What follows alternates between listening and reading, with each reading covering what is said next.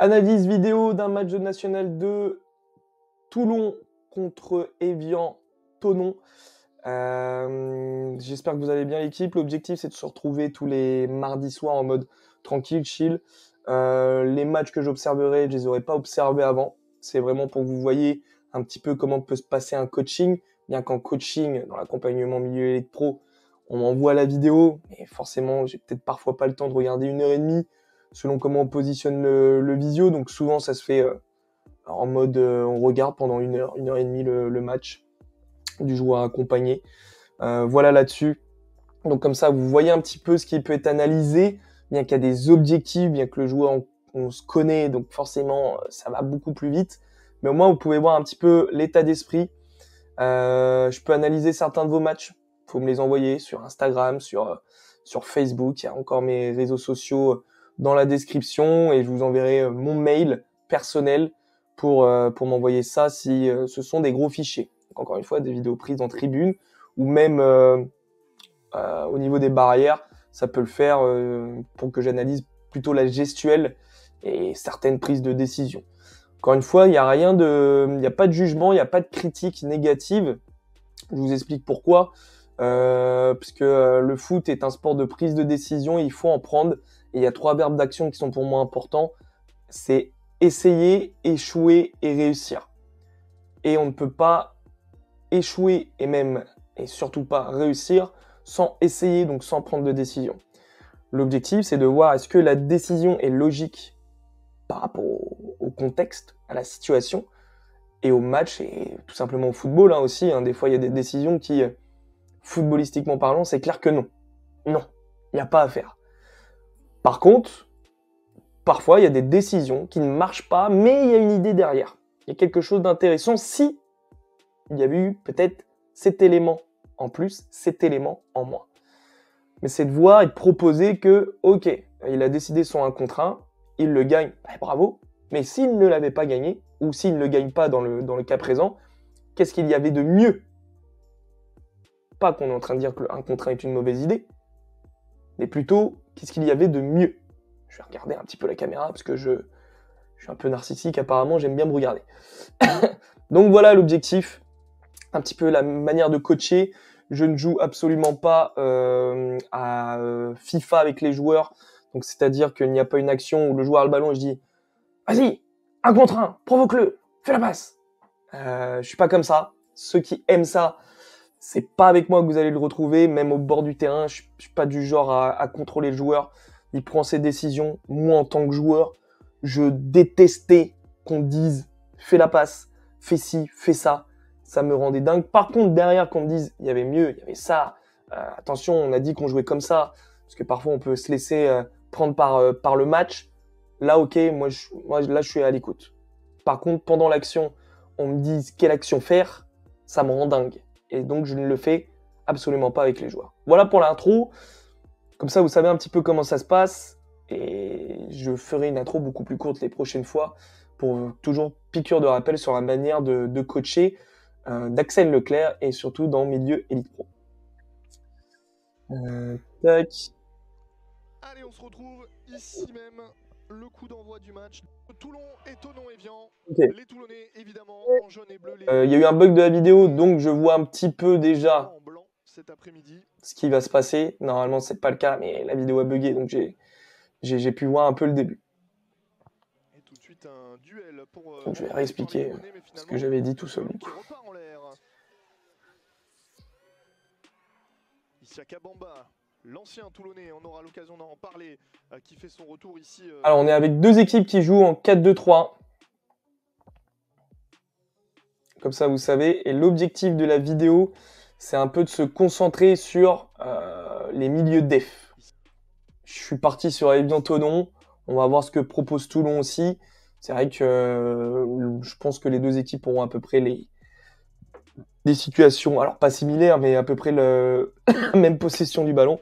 Donc on va voir comment ça se passe. Première chose, donc je reviens dessus. Il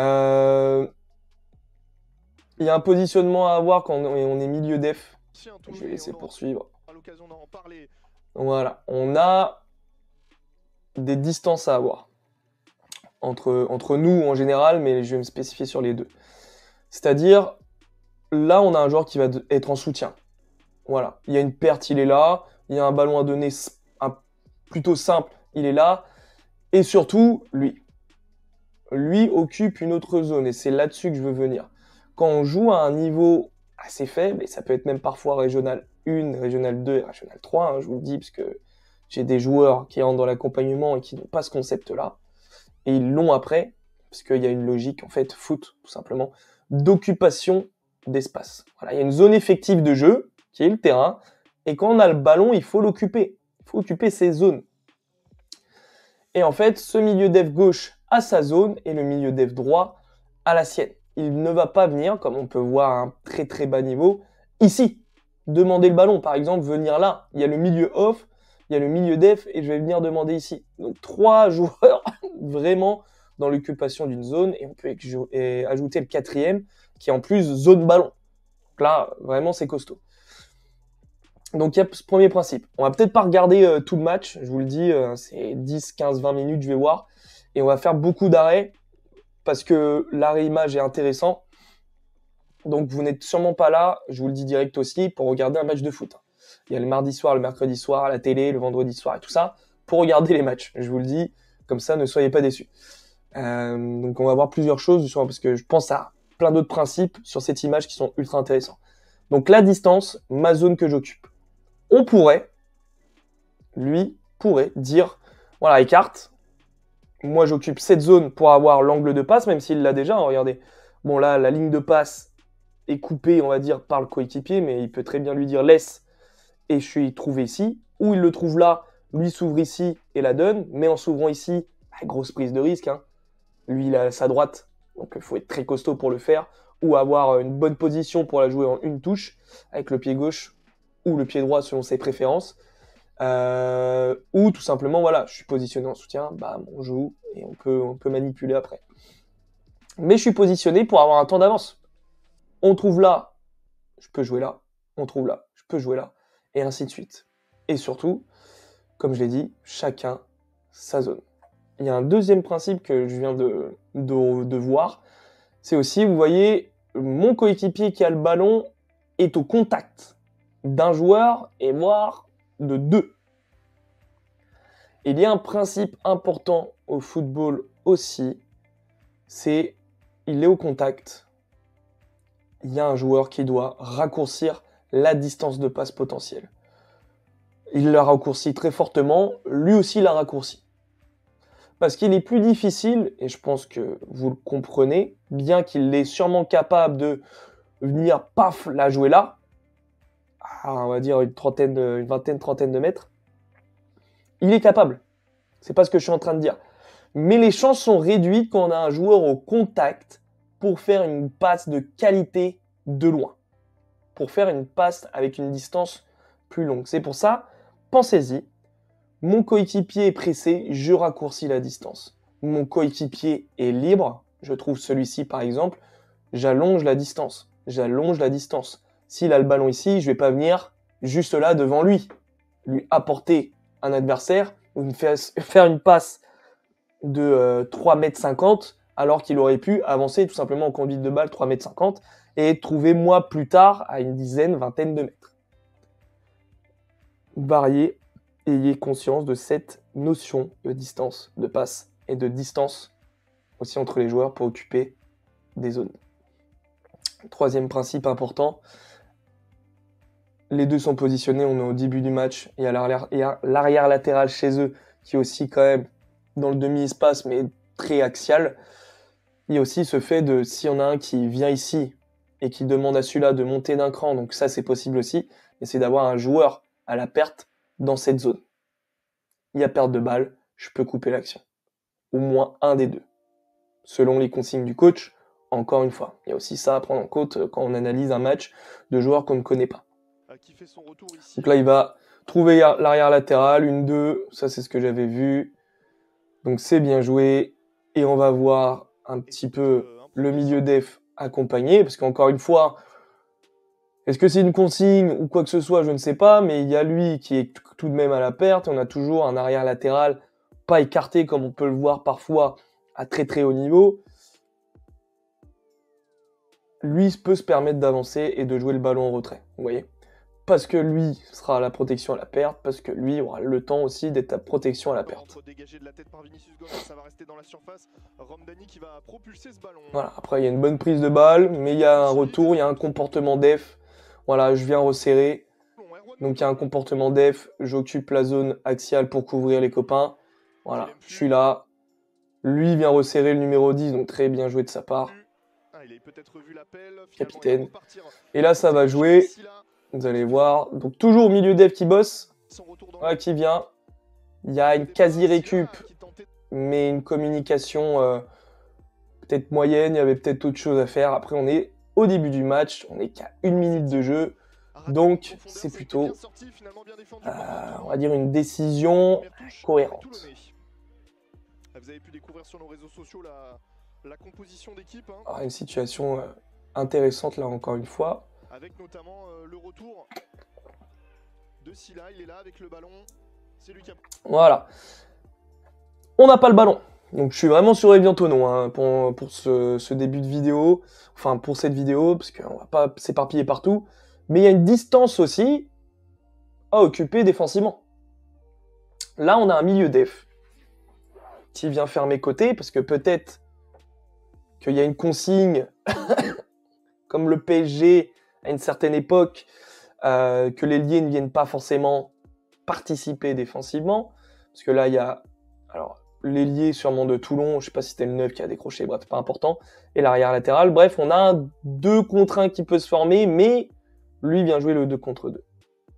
Et surtout, voilà, ultra intéressant, il est là, il a pris l'info, pour ceux qui ne l'ont pas vu, il a vu ici. S'il y a communication, je ne vais pas vous cacher, pour moi, la priorité c'est de cacher cette passe, d'accord, de fermer à droite, parce que surface dangereux, il peut rejouer un centre, mais surtout il peut jouer le 1 contre 1 dans la surface, et là faut être costaud. Et il a pris l'info pour sortir, et en fait il a une distance d'intervention plutôt cohérente.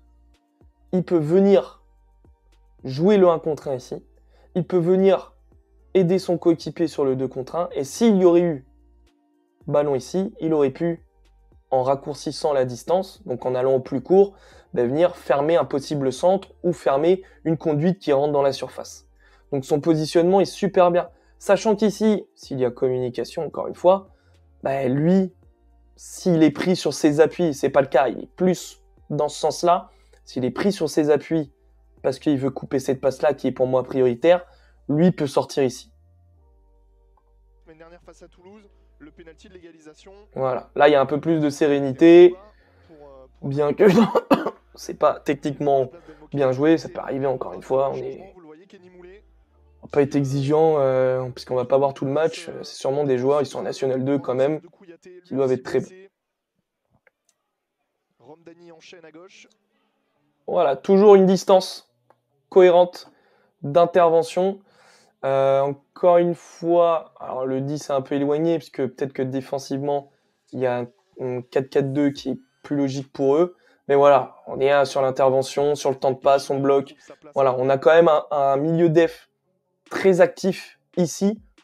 Pour le moment, on est au début du match, et encore une fois, on n'est qu'à 2 minutes. Et celui-là, là, il va faire un truc, avancer. Et fait exprès ou pas, mais quand vous avancez, ayez conscience d'être capable, et vous êtes capable, c'est un autre principe encore une fois. Je donne beaucoup de choses, on va peut-être voir que 2 minutes, mais j'essaie de donner un maximum de points. Quand j'avance sur un joueur, je peux gérer 2 joueurs défensivement. Je vais venir presser celui-là, et je vais venir en coupant la passe ici. Alors il peut faire un exploit, me la mettre entre les jambes, etc. C'est une prise de risque. Mais c'est de créer l'hésitation, et surtout quand on est sur un contre-pressing ou un pressing selon les consignes de votre coach, et que votre coach ne vous donne peut-être pas de concept de pressing. Moi, pour avoir joué, on me demande parfois d'aller presser comme ça, comme si ça se faisait par magie, mais il y a ce concept-là de je vais presser un joueur, et en étant intelligent, je coupe la passe possible au joueur qui est dans mon dos. Voilà. Et là, ça recale tout de suite.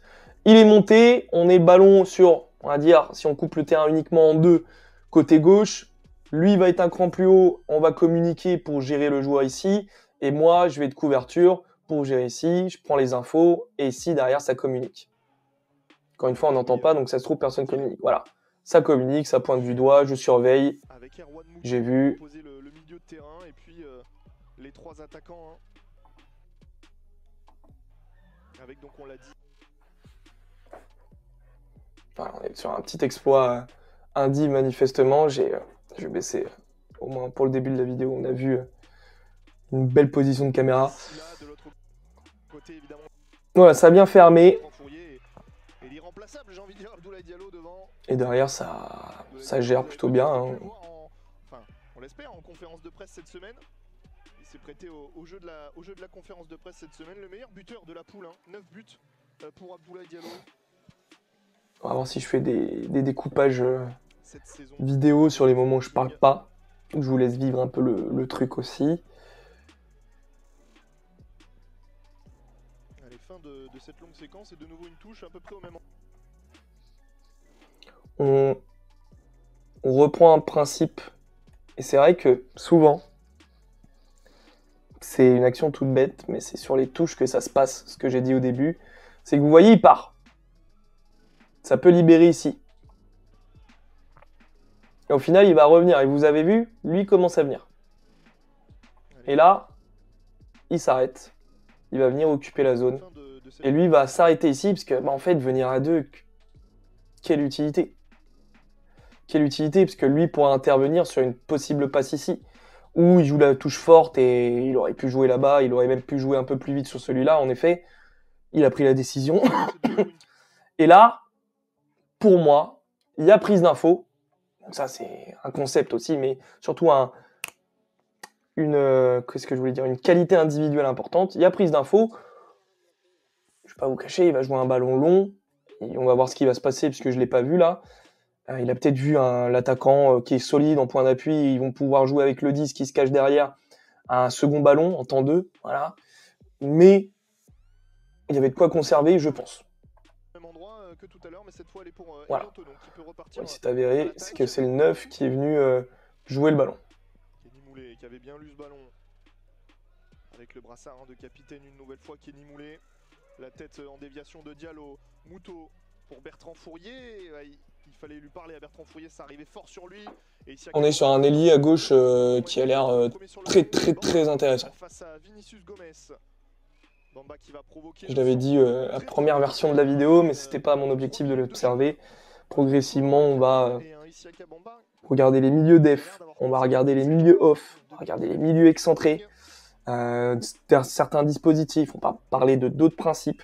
Voilà, il y aura le principe des 5 couloirs, il y aura pourquoi on passe à 3 derrière, un milieu def qui décroche, même si on a vu sur certaines vidéos, mais au moins on pourra avoir en analyse de match, ce qui est un petit peu différent. C'est profond, facile pour Yohan Cardinal pour son premier ballon, pour se mettre en confiance. Non, il va peut-être rien se passer, on va peut-être terminer la vidéo assez vite, parce que l'objectif c'est que ça soit pas tellement long. Voilà, puis j'ai surtout des visios avec des joueurs, donc c'est quand même mon taf. Mais voilà, encore une fois il ferme. Voilà, on change pas, hein, il ferme la distance de passe. Bon l'équipe, on va clôturer la vidéo, je suis vraiment désolé, je ne sais pas pourquoi. Ce matin, Loom m'embête avec l'audio, donc j'espère sincèrement que ce que j'ai passé là, les quelques 20 minutes avec vous seront bien enregistrés et avec un audio, parce que ça sera embêtant, ça fait déjà quelques semaines que je veux faire ça, donc on va voir. Et écoutez, n'hésitez pas à me dire, est-ce que c'est intéressant, est-ce qu'il y a des sujets, des points, je voulais vraiment lancer la vidéo comme ça, pour voir ce que ça peut vous apporter. L'objectif, c'est d'apporter des concepts qui sont pour moi, on va dire, logiques dans le foot, des principes qui sont immuables, c'est-à-dire qu'on peut pas s'en passer. Maintenant, encore une fois, vous les utilisez pas. Excusez-moi, c'était le minuteur pour le travail. Vous les utilisez pas. Après, il y aura des décisions, il y aura des vidéos, analyses beaucoup plus individuelles sur les prises de décision des joueurs. Mais il me semble intéressant sur les premières vidéos de faire des principes qui sont pour moi de base, qui sont importants et que vous allez pouvoir assez facilement, je pense, mettre en place et penser surtout. Voilà. Après, vous les utilisez, vous les manipulez comme vous le voulez. Moi, comme je le dis à mes joueurs, ce sont des outils et vous les utilisez, excusez-moi, j'arrête pas de tousser, vous les utilisez comme vous le voulez. Encore une fois, c'est comme collectivement. Il y a possibilité de conserver, il y a possibilité de jouer des ballons longs, il y a possibilité d'aller de gauche à droite, il y a possibilité de jouer des 1 contre 1, de jouer des 2 contre 1. Ce sont des outils avec lesquels on peut jouer, on peut les utiliser selon la situation qui est proposée. Mais il faut savoir pourquoi je me positionne là, pourquoi on conserve, pourquoi on joue le plus haut, pourquoi on joue le 1 contre 1, pourquoi on jouerait le 2 contre 1, pourquoi on ne jouerait pas le 2 contre 1. C'est de savoir pourquoi. Quels sont les... Axel, tu vas avoir le mot. Quels sont les critères, quel est le... Merde, excusez-moi du gros mot. Quel est le point, l'élément qui nous fait dire, ok, là, il faut utiliser cet outil. Sachant que parfois, il y a possibilité que d'utiliser un outil, mais des fois, il y en a 2, il y en a 3 qui sont possibles dans cette situation. C'est toute la complexité du foot. C'est pour ça que ça me fera toujours rire de voir des coachs qui analysent des matchs, qui disent c'est ça qu'il fallait faire. Alors qu'il y a tellement de choses à faire. Voilà messieurs, en espérant que la vidéo soit bien montée. Allez, ciao.